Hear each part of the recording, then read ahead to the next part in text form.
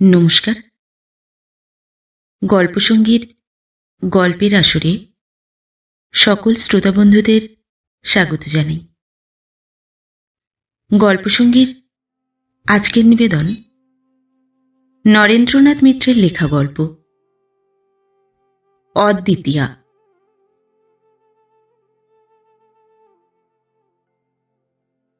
চিনতে পারছেন?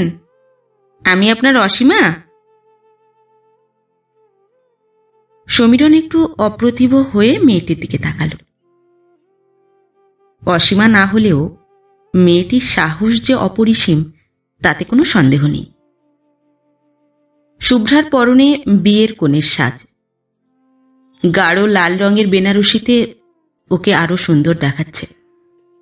গা ভরা গয়না, কপাল ঘিরে চন্দনের ফোঁটা, মাঝখানে কুমকুম, চোখে কাজল, ঠোঁটে ওষ্ঠরঞ্জনী।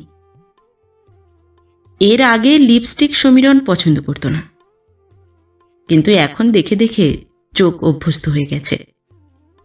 শুধু তাই নয়, কারো রঞ্জিত ঠোঁট দেখতে ভালোই লাগে। তাছাড়া শুভ্রা বেশ সুশ্রী। ও যা পরে তাই মানায়, যা করে তাই সাজে। তবু এত লোকজনের মধ্যে অমন অন্তরঙ্গ সুরে একজন অনাত্মীয় যুবকের সঙ্গে কথা বলা দুঃসাহসের বই কি।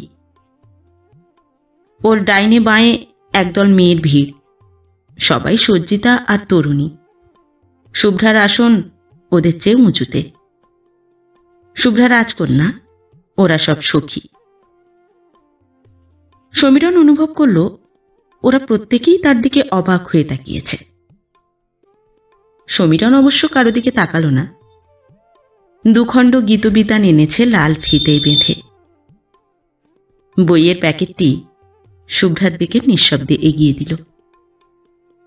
শুভ্রা স্মিত মুখে উপহার নিল, যুগ্ম করে নমস্কার জানাল। তারপর আরও একটু হেসে বলল, খেয়ে যাবেন কিন্তু। যদি শুনি না খেয়ে পালিয়েছেন, ভারী রাগ করব। এবারও কোনো জবাব দিতে পারল না সমীরণ, শুধু হেসে একটু ঘাড় নেড়ে বিদায় নিল। না খেয়ে সত্যি পালানো গেল না।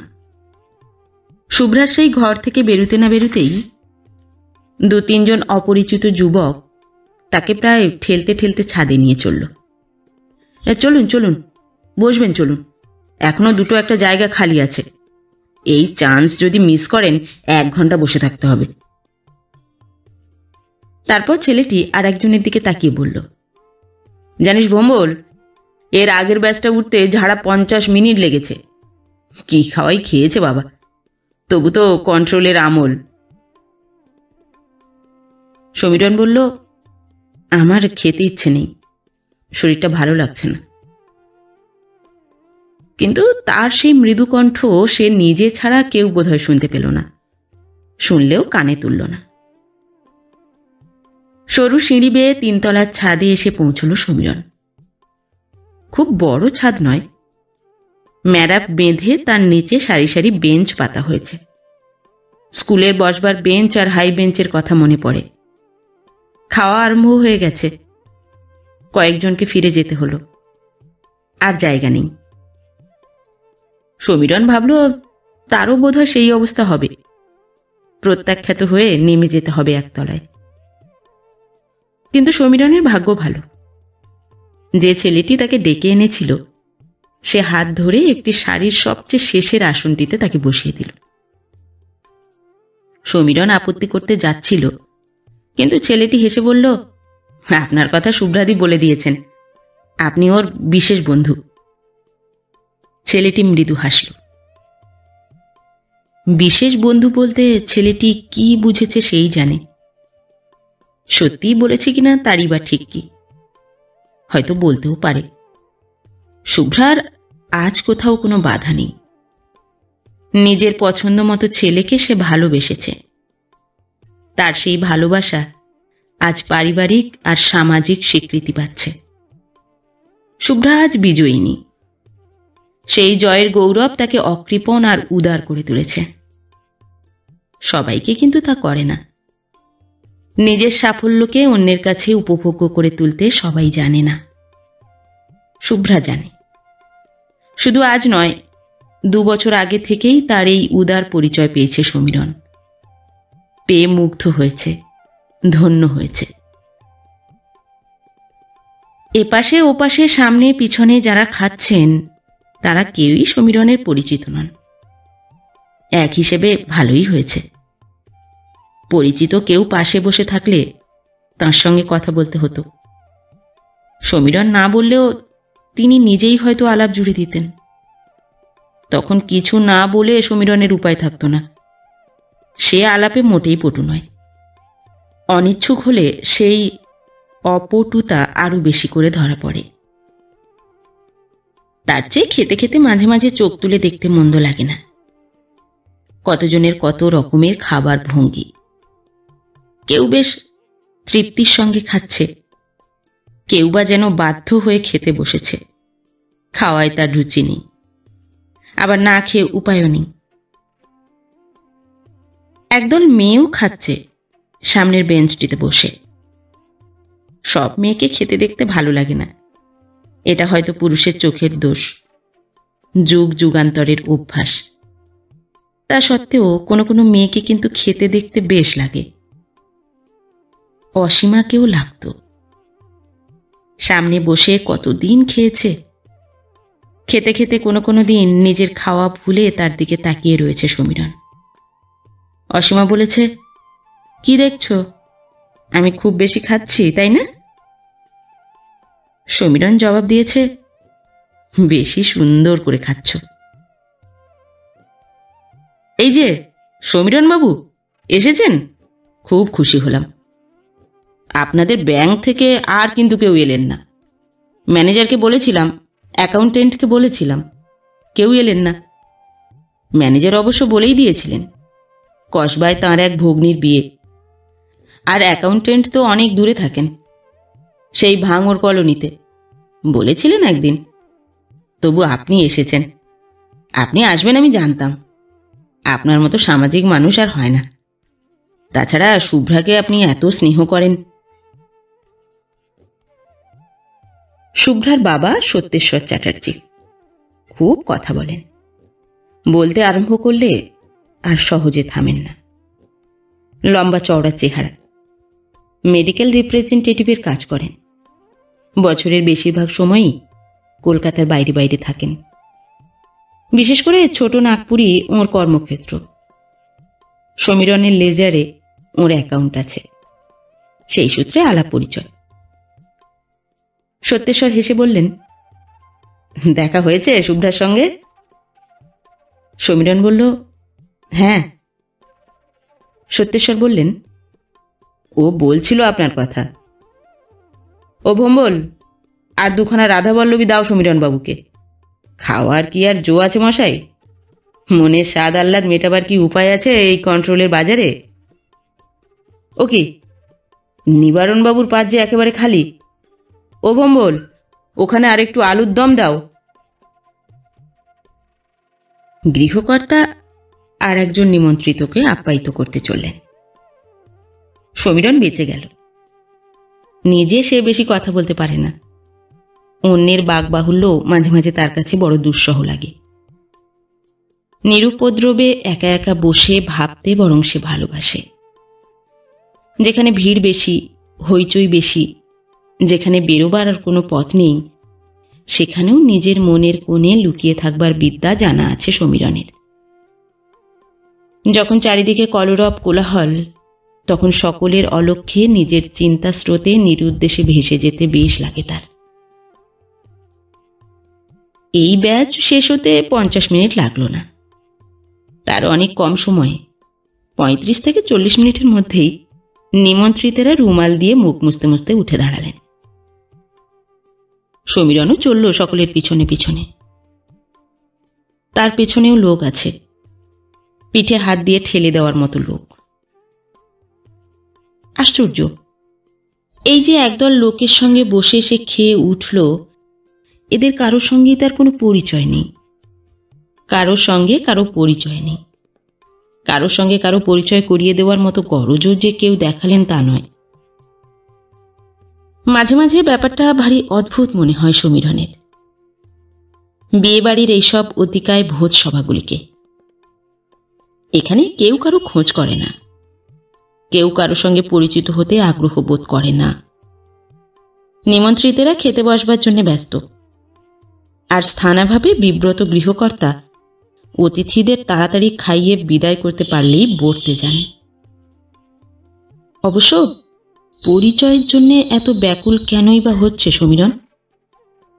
আলাদাভাবে পরিচয় দেওয়ার মতো কি বা আছে তার? ব্যাংকের কেরানি সমীরণ দাসকে চিনবার মনে রাখবার এমন কারই বা গরজ? শুধু একজনের কাছে তার সামান্য একটু স্বতন্ত্র পরিচয় আছে, সে বিয়ের কোণে শুভ্রা। বাসর ঘরে আছে সে, রানীর আসনে অধিষ্ঠিতা। গলি থেকে বড় রাস্তায় পড়বার আগে আর একবার পিছনের দিকে তাকালো সমীরণ। নহবতে সানাই বাজছে। এখনো 2-4 জন নিমন্ত্রিত ভদ্রলোক উপহারের প্যাকেট হাতে বিয়েবাড়িতে ঢুকছেন। চলে আসবার আগে শুভ্রাকে আর একবার দেখে এলে হতো। সেই কালো চোখ, স্মিত মুখ, প্রসন্ন মুখের মধুর দুটি একটি পরিহাসের কথা শেষবারের মতো ফের শুনে এলে মন্দ হতো না। কিন্তু পরক্ষণেই নিজের মনকে চোখ রাঙালো সমীরণ। ছি ছি ছি, এ কি কাঙালপনা, এ কি বালুকচিত লোভ সমীরণের! ফের দেখাশোনার কি আছে? যা দেখেছে, যা শুনেছে, আর সেই দেখাশোনার ভেতর দিয়ে যা পেয়েছে তাই কি যথেষ্ট নয়? এর চেয়ে বেশি কিছু আশা করতে গেলেই হতাশ হতে হয়। এই অভিজ্ঞতা কি জীবনে তার আগেও হয়নি? কতবার আর সে ঠেকে শিখবে? রাস্তার ধারে কয়েকখানি গাড়ি পার্ক করা রয়েছে। এসব বিয়েবাড়ি সম্পন্ন নিমন্ত্রিতদের গাড়ি। শুভ্রাদের নিজেদের বাড়ি গাড়ি না থাকলেও মোটামুটি অবস্থা ভালো। হ্যাঁ, সমীরণের চেয়ে অনেক ভালো। বিয়ে হচ্ছে আরো ভালো ঘরে। ছেলে নাকি ইঞ্জিনিয়ার, 700 না 800 টাকা মাইনে পায়। বিদেশি ফার্মে কাজ করে, সত্যেশ্বরবাবু একদিন বলছিলেন। স্টপে দাঁড়িয়ে বাসের জন্য অপেক্ষা করতে লাগলো সমীরণ। শহরতলি রাস্তায় এরই মধ্যে লোকজনের চলাচল ক্ষীণ হয়েছে, অথচ রাত 10টাও এখনো বাজেনি। সামনের বড় পার্কটা এখন প্রায় জনশূন্য, স্তব্ধ। অথচ বিকেলবেলায় কি ভিড়ই না হয়, যেন মেলা বসে। ব্যাংক থেকে বেরিয়ে যখন মাঝে মাঝে এই স্টপ থেকে বাসে ওঠে সমীরণ, বিকালে রং লাগা উৎসবের ছোঁয়া লাগা নারী আর শিশুর মেলা চেয়ে চেয়ে দেখে। বেশ লাগে দেখতে। 2 বছর আগে শুভ্রার সঙ্গে এই বাস স্টপে দেখা হয়ে গিয়েছিল। একটু দূর থেকে তাকে দেখতে পেয়ে সমীরণ সাগ্রহে সবিস্ময়ে বলেছিল, এ কি অসীমা, তুমি এখানে? শুভ্রা ভ্রু কুঁচকে তার দিকে তাকায়নি, জবাব না দিয়ে মুখ ফিরিয়ে চলে যায়নি, বরং থেমে দাঁড়িয়ে স্মিত মুখে বলেছে, আপনি বোধহয় ভুল করছেন, আমার নাম অসীমা নয়। ততক্ষণ সমীরণ ভুল বুঝতে পেরেছে। সত্যিই তো, অসীমার সঙ্গে মিল আছে মেয়েটির, কিন্তু অমিলও আছে। অসীমার চেয়ে গায়ের রং ওর আরো ফর্সা, মুখের লম্বা ডৌল আরো মিষ্টি। সমীরণ ক্ষমা চেয়ে বলেছে, কিছু মনে করবেন না। মেয়েটির সৌজন্য যেমন আছে, সপ্রতিভতাও তেমনই। সে হেসে বলেছে, মনে করবার কি আছে, আপনি তো আমাদের পাড়ায় ওই ব্যাংকে কাজ করেন। এর আগেও আপনাকে দেখেছি, ওই ব্যাংকে আমাদের অ্যাকাউন্ট আছে। সমীরণ বলেছিল, তা হবে, আমি মাত্র মাসখানেক আগে এই ব্রাঞ্চে ট্রান্সফার হয়েছি। এর আগে কোথায় ছিলেন?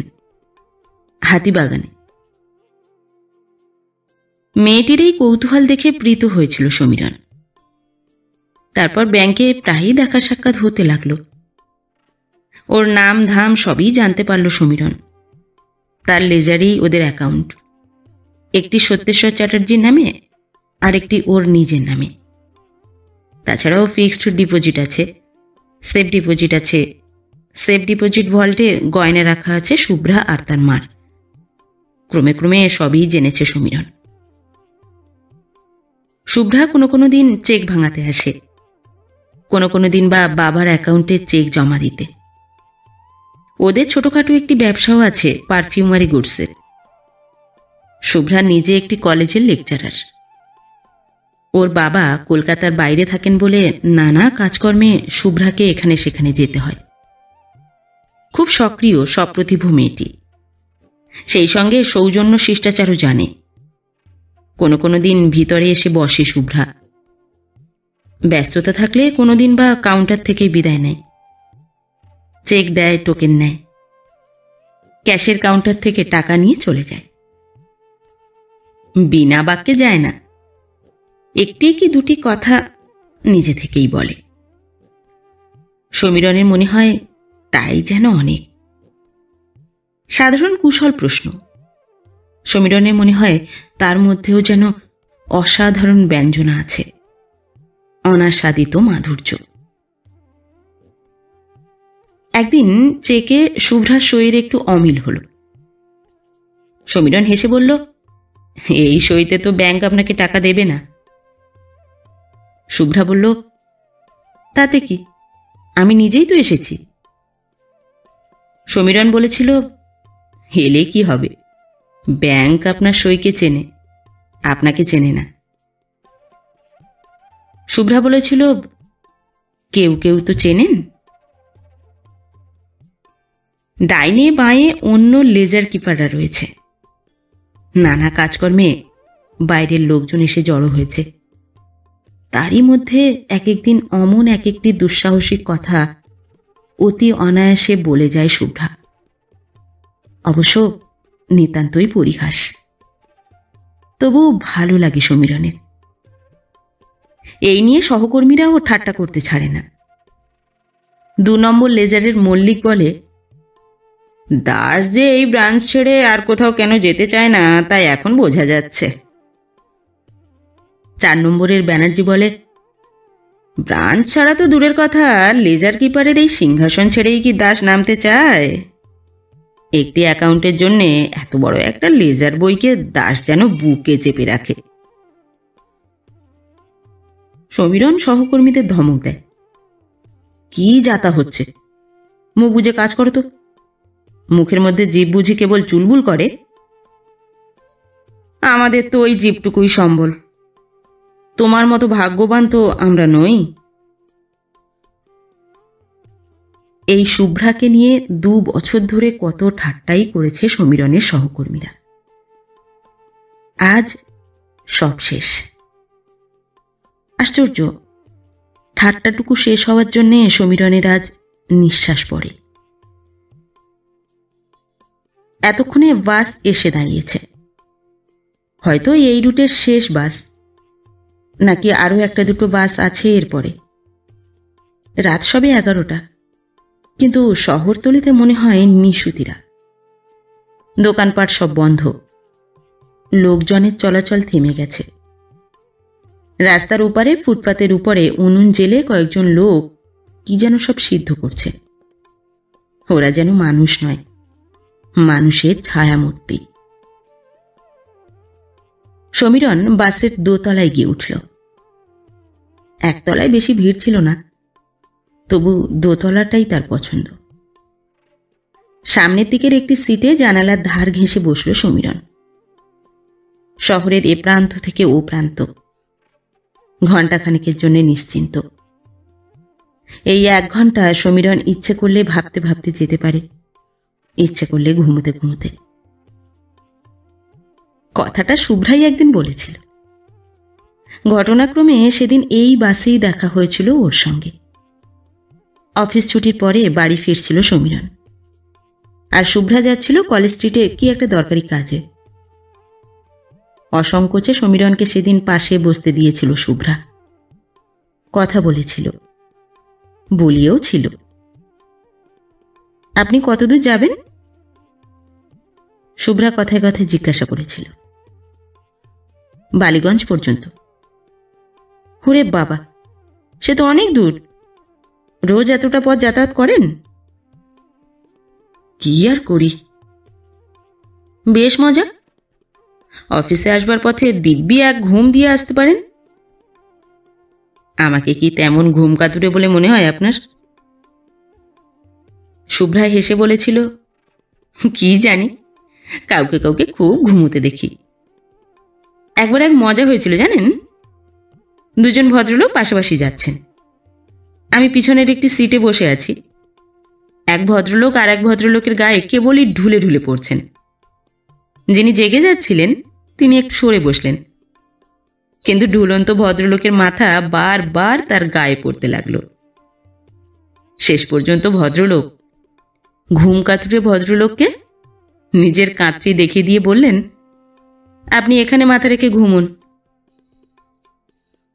সমীরণ হেসে বলেছিল, অত ঘুম কাতুরে বলে আমাকে ভাববেন না।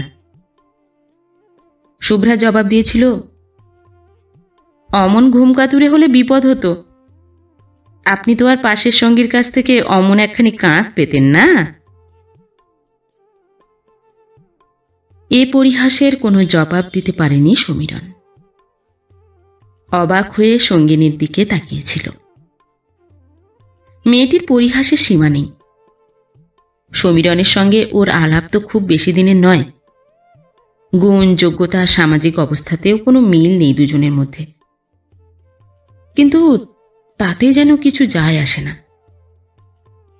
শুভ্রার মনে সৌন্দর্যের ভাণ্ডার যেন অফুরন্ত। ও যাকে খুশি তাকে বিলোতে পারে। আপনি কি বালিগঞ্জেই থাকেন নাকি? শুভ্রা জিজ্ঞাসা করেছিল। সমীরণ জবাব দিয়েছিল, না, আমি থাকি মহানির্বাণ রোডে। ওদিকটা ঠিক বালিগঞ্জের মধ্যে পড়ে না। মহানির্বাণ রোডে? কি অলক্ষণে নাম! আপনি শিগগির ও রাস্তা পাল্টান, পাল্টে একেবারে মহা জ্বলন্ত রোডে চলে আসুন। আমরা সবাই যেখানে আছি। এখনই নির্বাণের কি হয়েছে? কিছু হয়নি। মধ্য 30 এমন কিছু একটা বয়স নয়, সে কথা নিজের মনে সমীরণও স্বীকার করে। তবে কিসের যে এক হতাশা তার মনকে আচ্ছন্ন করে রাখে সে ভেবে পায় না। সমীরণ চেষ্টা করেও সেই নৈরাশ্যের সমুদ্র পার হতে পারে না। মারা যে যায় তা ঠিক নয়, কিন্তু নাকানি চুবানি খেতে খেতে মৃতবৎ হয়ে থাকে। বিএ পাশ করবার পর গোটা 2 মার্চেন্ট অফিস ঘুরে শেষ পর্যন্ত এই ব্যাংকে সে কাজ নিয়েছে, কিন্তু কাজে মন নেই। এই হিসাব নিকাশের কাজ তার জন্য নয়। চাকরিতে ঢুকবার সঙ্গে সঙ্গেই সে বুঝতে পেরেছে, কিন্তু নিজের চেষ্টা করে অন্য কোনো কাজ খুঁজে নেবে সেই উদ্যম, সেই সামর্থ্য আর যেন নেই সমীরণের। বরং কেমন একটা আশঙ্কা আছে, সে যে কোনো কাজেই হাত দিক তার অমনোযোগিতা ধরা পড়বে, অযোগ্যতা প্রমাণিত হবে। তার চেয়ে যেখানে সে আছে সেখানে থাকাই ভালো। নিজের যোগ্যতা যাচাই করতে যে ভয় পায়, লুকিয়ে থাকা ছাড়া তার উপায় কি? তার আশেপাশে সামনে পিছনে যত পদ আছে সবই যেন এড়িয়ে যাওয়ার পথ। কিন্তু ইচ্ছা থাকলেও পুরোপুরি এড়িয়ে যাওয়া যায় না। তাই বিপত্নিক বুড়ো বাপের ভার বহন করতে হয়েছে সমীরণকে। ধার দেনা করে বোনের বিয়ে দিতে হয়েছে। লেখাপড়া না শেখা বিপথগামী উড়নচণ্ডী বকাটে ভাইয়ের দায়িত্বও একেবারে ঝেড়ে মুছে ফেলতে পারেনি। মহানির্বাণ রোডে কি আপনাদের বাড়ি? শুভ্রা জিজ্ঞাসা করেছিল। অন্য কারো এ ধরনের অতিরিক্ত কৌতূহল সমীরণ নিশ্চয়ই সহ্য করত না, বিরক্ত হতো। কিন্তু শুভ্রা যত জানতে চায় ততই যেন ভালো।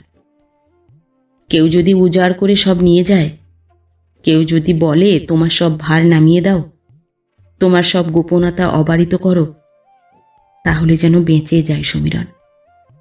কিন্তু সমস্ত হৃদয় ভার নামাবার মতো তেমন আপনজন কোথায়?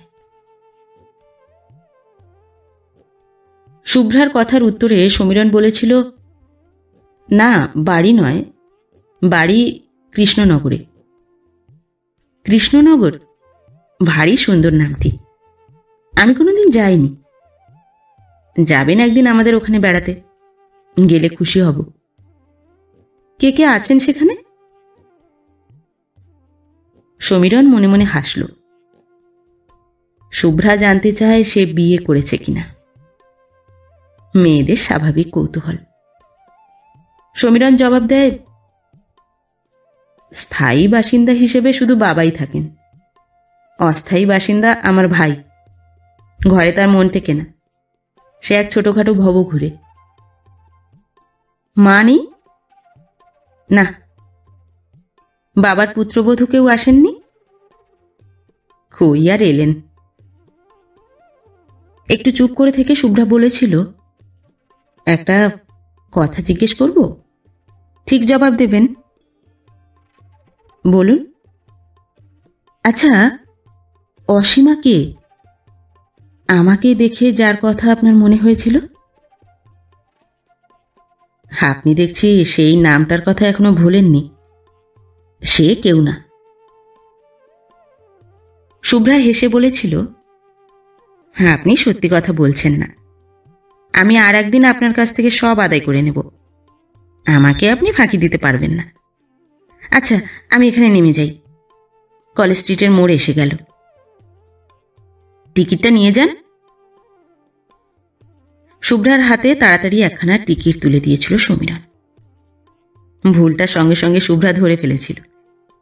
এ কি, নিজের টিকিটখানেই দিয়ে দিচ্ছেন যে? কন্ডাক্টর তো এই বদান্যতার মানে বুঝবে না। স্বয়ং দানবীরকে সে বাস থেকে নামিয়ে দেবে। শুভ্রা একটু বাদে নিজেই নেমে গিয়েছিল। তারপর অনেকবার দেখা সাক্ষাৎ হয়েছে ওর সঙ্গে, ব্যাংকে, ব্যাংকের বাইরে, বাস স্টপে। একদিন ওকে বাড়িতে চায়েরও নিমন্ত্রণ করেছিল শুভ্রা। কি করে যেন একবার ওর বাবার পাস বই, চেক বই সব হারিয়ে যায়। অথচ জরুরি দরকার, টাকা তুলতে হবে। সমীরণ নিজে উদ্যোগী হয়ে ওদের সেই মুশকিলের আসান দিয়েছিল।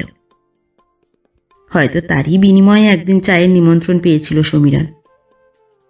শুভ্রার বাবা মা ছিলেন, ভাই বোনেরা ছিল সেই ঘরে। অসীমার প্রসঙ্গ আর ওঠেনি। শুভ্রার মা বলেছিলেন, মেয়ের মুখে তোমার খুব সুখ্যাতি শুনি।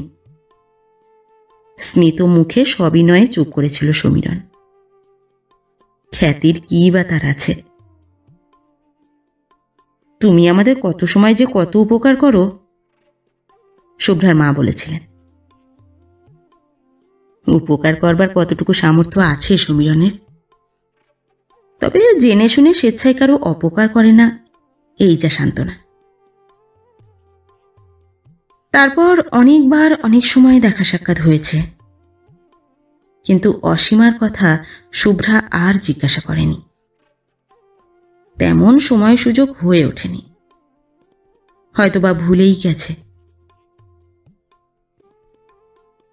কিন্তু একেবারে যে ভোলেনি, আজ সে কথা তা মনে করিয়ে দিল। বিদায় নেওয়ার আগে শুভ্রা তাকে জানিয়ে দিল, আমি আপনার অসীমা। ও তো জানে না এই নামটি এখন আর সমীরণের কাছে প্রীতিকর নয়। ও তো জানে না এই নামটি এখন আর আনন্দের অমৃতে সমীরণের চিত্তকে ভরে দেয় না। স্মৃতির ভাণ্ডারে এই নামটি এক যন্ত্রণাময় দূষিত ক্ষত হয়ে রয়েছে। তবে সান্ত্বনা এই, সেই ক্ষতের কথা এখন কচ্ছিৎ কখনো মনে পড়ে। 5 বছর আগে সে উপাখ্যান শেষ হয়ে গেছে। শেষটুকু মধুর নয়। পশারওয়ালা বিত্তবান উকিলের মেয়ে ব্যাংকের কেরানিকে স্বেচ্ছায় প্রত্যাখ্যান করেছে। নিজের যোগ্যতা দিয়ে, পৌরুষ প্রতিষ্ঠা প্রতিপত্তি দিয়ে সেই সুশ্রী বিদুষী তন্বীকে বেঁধে রাখতে পারেনি সমীরণ। কিন্তু তার ভালোবাসায় তো কোনো খাদ ছিল না, সেখানে তো কোনো মিথ্যাচার আসেনি। কিন্তু অসীমা অনেকদিন আগে থেকেই প্রতারণার খেলা শুরু করেছিল।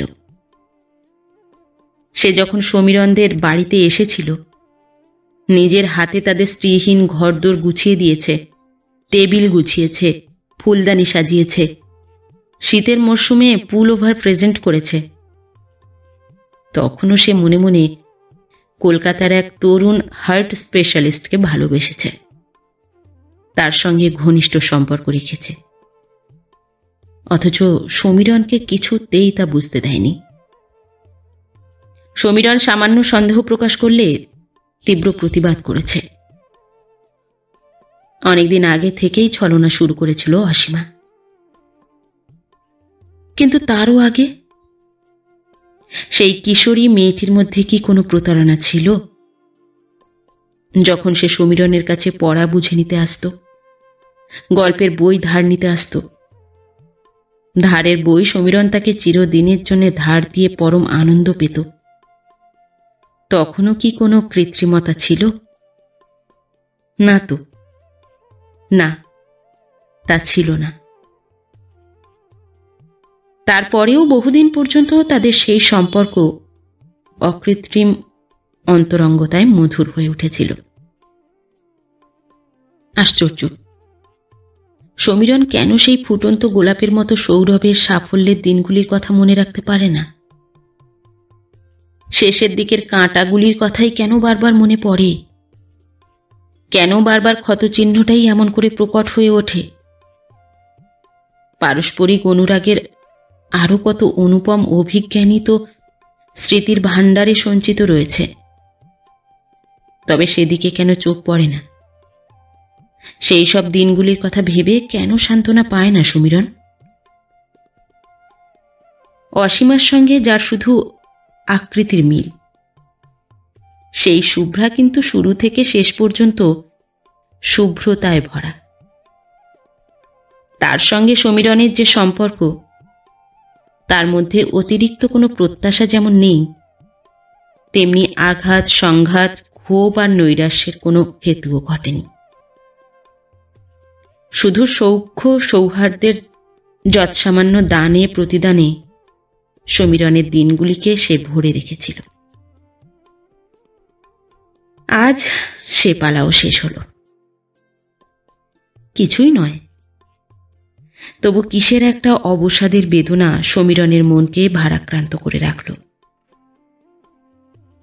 সেই রক্তবাস পড়া চন্দন চর্চিত মুখখানি আবার চোখের সামনে ভেসে উঠল সমীরণের। আমি আপনার অসীমা। পরম প্রাপ্তির দিনে হাসি মুখে শুভ্রা সমীরণকে সেই স্বরটুকু দিয়ে গেছে। শুধু ধ্বনি ছাড়া, শুধু ভঙ্গি ছাড়া কোথাও তার আর কোনো অস্তিত্ব নেই। আমি আপনার অসীমা।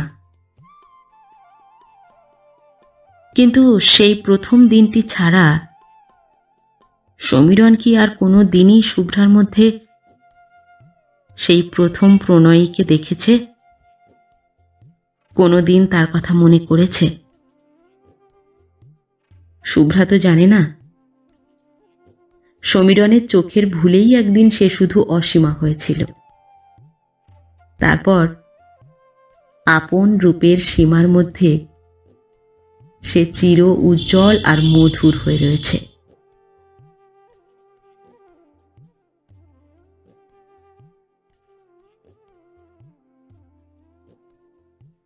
নমস্কার।